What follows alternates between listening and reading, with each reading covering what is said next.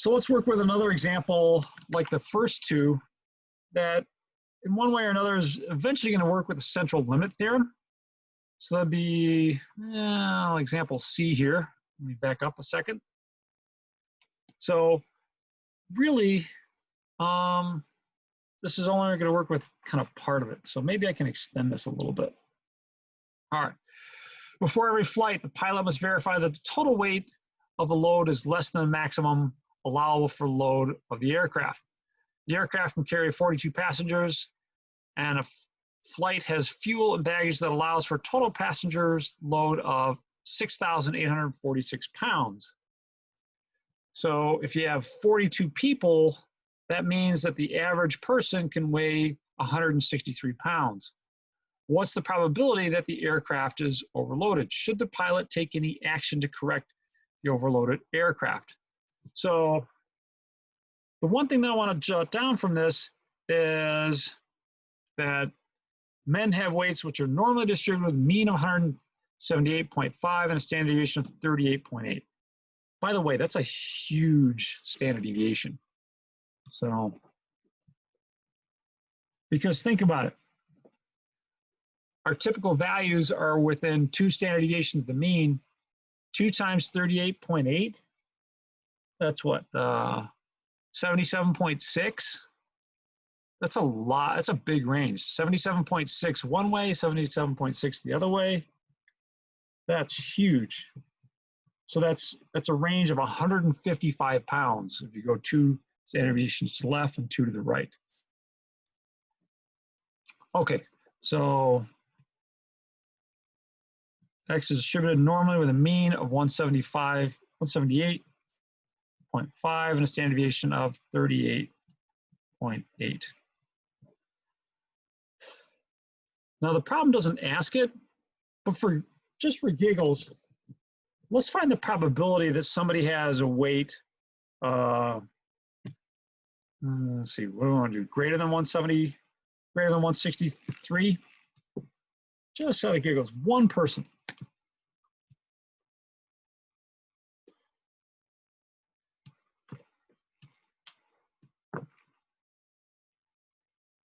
$163, 178.5. So I want to find the probability of somebody, one person, having a weight greater than 163. Now, which way should I shade here, to the right or to the left?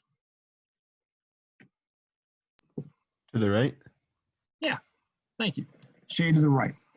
So I want this area to the right, and that automatically tells me something about my probability. What do I expect for my probability here? Greater than 1/2? Spot on, greater than 1/2. Now, the way Google Sheets works, when you type in your numbers, you're actually going to get this area to the left, the area in orange. And to get it off of Google Sheets, you're going to have to do 1 minus this probability in order to get the blue area. So it should equal 1 minus norm distribution of your variable, or your x, the mean,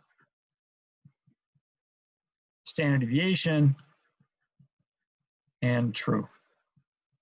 This is a little bit above and beyond the problem. But this is how a lot of problems typically are written. And this is kind of what to expect from me on an exam. You should have this part where you're sampling from the distribution, another part where you're using the mean and the distribution of the sample mean. All right, so let's take a look at that probability. And I don't think I have that one on my sheet here just yet. So just kind of put that out here. Equals 1 minus norm distribution 163, 178.5, 38.8, and true. All right, so about a 65% chance. So there's a good chance that one person would be over this the special mean weight or the special weight that overloads the plane. But if you've got a bunch of people, then we're going to need to look at the distribution of the sample mean and find out what's going on there. So assume that the weights of men are normally distributed a mean of 178.5 and standard deviation 38.8. What's the probability that the aircraft is overloaded? That means that you got X bar for samples of size 42. And we have to look at its distribution and then the associated probability. So let's write down that n equals 42. And now I'm dealing with X bar for samples of size 42. What's going to be its distribution? Well, it's going to be normal. What's the mean of this distribution going to be? Still 170.5. Yep, same as this one. But here's where you earn your money on these problems.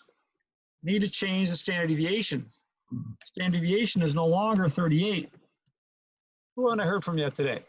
Somebody else. What's the standard deviation there? 5.987. Nice. So standard deviation is going to be 38.8 divided by the square root of 42. So I got about 5.99. Let me just double check that.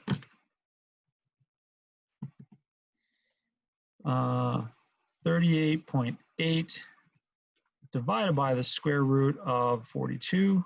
Oops. And square root of 42. About 5.99. Nice. So it's a smaller standard deviation than what we had here. And basically, you're getting a thinner distribution around 178.5. Now, I'm not going to try and draw out the scale.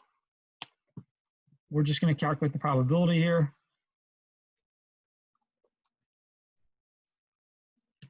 At least that'll look more like a normal distribution. Natasha, I got to take you up on that suggestion sometime soon.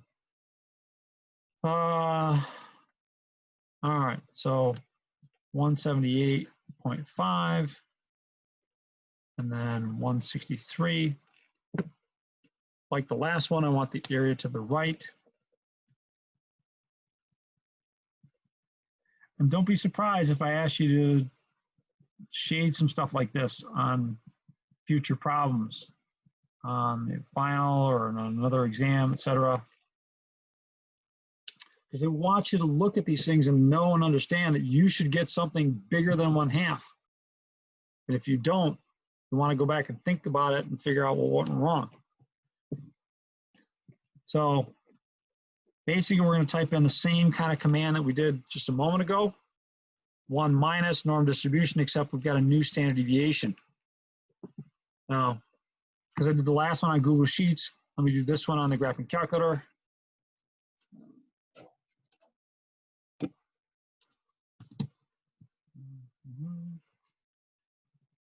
So let's see here.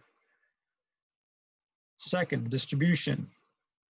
And then number 2, normal CDF. Lower limit would be 163. Upper limit would be infinity.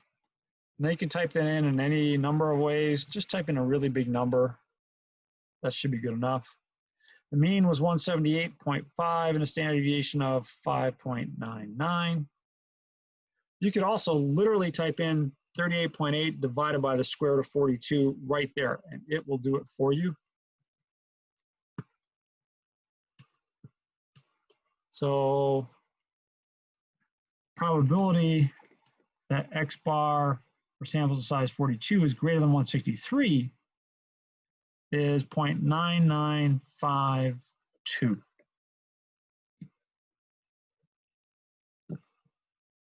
So, wow, pretty high probability. What was it back on our first one? let's see, 38.8, 65.52,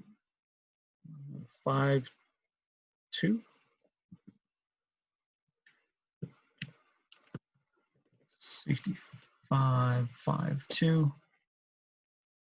So that's a probability of one passenger being more than this special limit. Now, you don't have to worry about one passenger being more than a limit, but you do want the average to be, less than the limit. Because if the average is more than the limit, then overall they weigh too much. So what do you think? Is there a high probability that people are going to weigh too much for the pilot to take off safely? I'd say, yeah, that probability looks dangerously high. Yeah, I'm not thinking I like that probability. So let's look back at the problem here. Should the pilot take any corrective or any action to correct for an overloaded aircraft? Yes. I hope so. I really do. I used to like to fly. I don't know. I haven't flown since, I don't know, February. Yeah, definitely you should take corrective action there. And that's actually kind of a problem that I think the author is subtly trying to point out with several examples, because he has one with a ski gondola in Vail.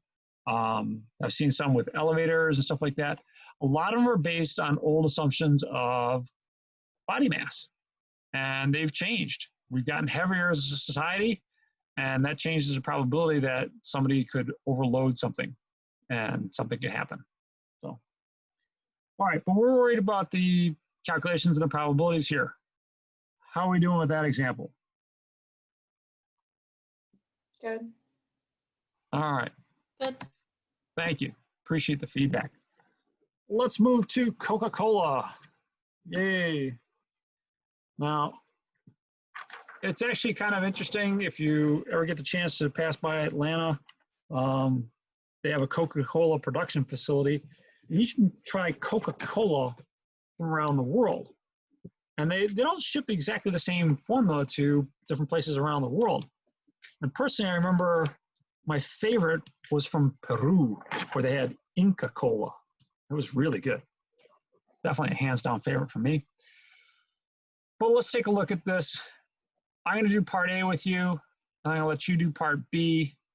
And then we'll look at part C together. But we're going to start off with, for example D here, by noting some things about the distribution. So cans of Coke are filled so that the amounts have a mean of 12 ounces and a standard deviation of 1 ounce. All right. Now, assume they have a normal distribution. You have to have the normal distribution. We're going to calculate probabilities. So X is distributed normally with a mean of 12 and a standard deviation of 0.11. So that's what we're going to start with.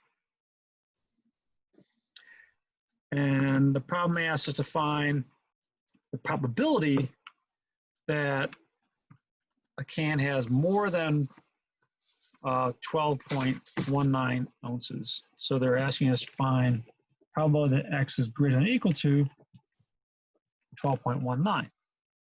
Now that'd probably be unusual because that means the company's giving you more than you paid for. But we'll see. Let's see here. Let's draw ourselves a distribution. That was a good one. That was pretty good.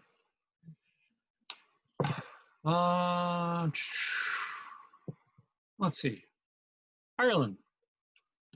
What should I label this middle number as down here? 12. Perfect. Thank you. 12. And then, let's see.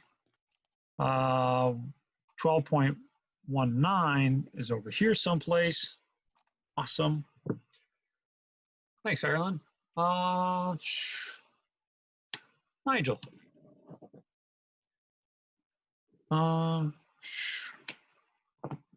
Which way should I shade? Should I shade to the right or shade to the left to represent that probability? Right. Thank you. Thank you. Shade to the right. And let's see. Briogene. Do I expect our probability to be more than 1/2 or less than 1/2?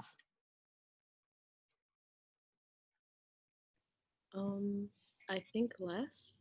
Yeah, because half would be all the area to the right of 12, and we don't even have that much. So it has to be less than 1/2. So cool.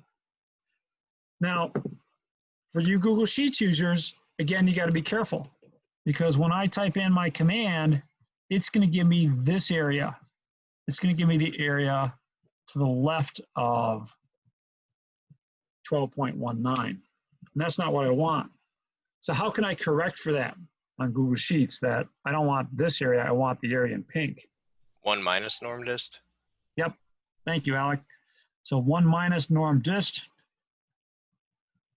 of 12.19, comma 12, comma 0.11, comma true. So, okay. You could also do that on Google Sheets. You can also do it on a graphing calculator. You should get a small probability here. I don't think it's going to be very big because you're almost 2 standard deviations above the mean right here. And there's just not that much area there to the right of that. So, okay. Let's see what happens.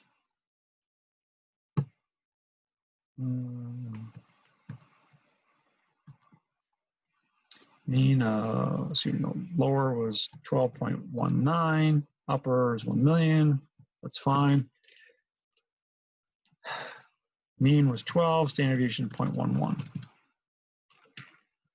So it should happen about 4.2% of the time.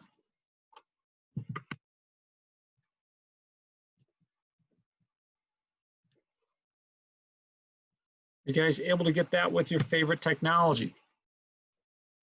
Let's see. Yeah, I keep on getting like 1.433 e to the -16th. I'm sure I'm probably entering something wrong. Let's see.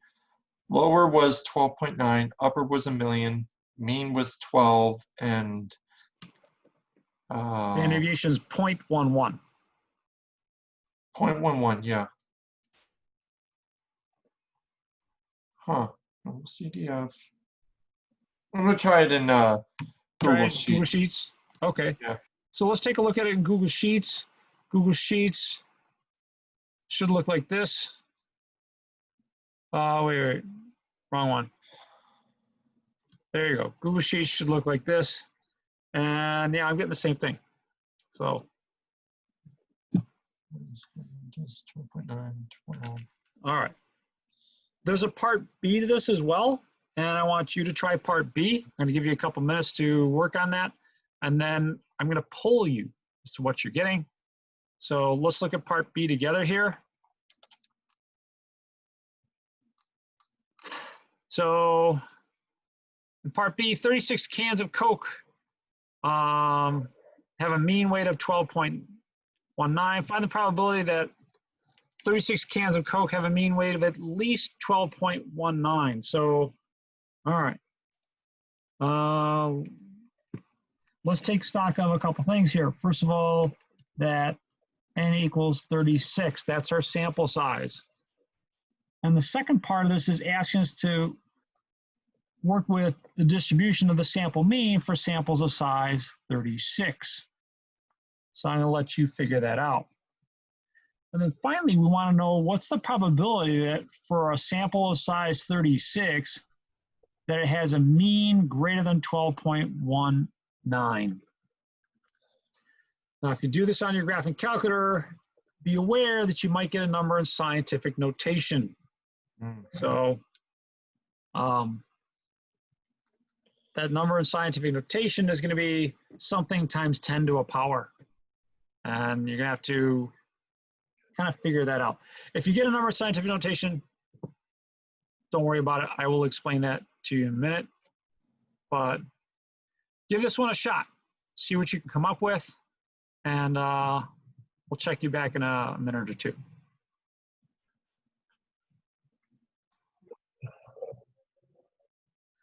So kind of like the last one, we want to find a probability that's greater than 12.19. And that's going to come from a distribution with a mean of 12 and a standard deviation of 0.11 divided by the square root of 36, which is just 6. So what that's doing is it's changing the shape of your distribution. Now, let me show you in particular what happens when that kind of thing takes place. So this would be like our part A. Find the probability that you have something in the tail. In this case, it's greater than 120.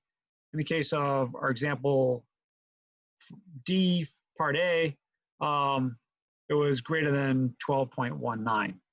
But, you know, it's a small area. And you can see that area is kind of small. We expect it to be less than 1/2. There's a number that's somewhat representative of all this right here, 0.019. But in the second part, you're dealing with a smaller standard deviation. And watch what happens to that area as I decrease the standard deviation.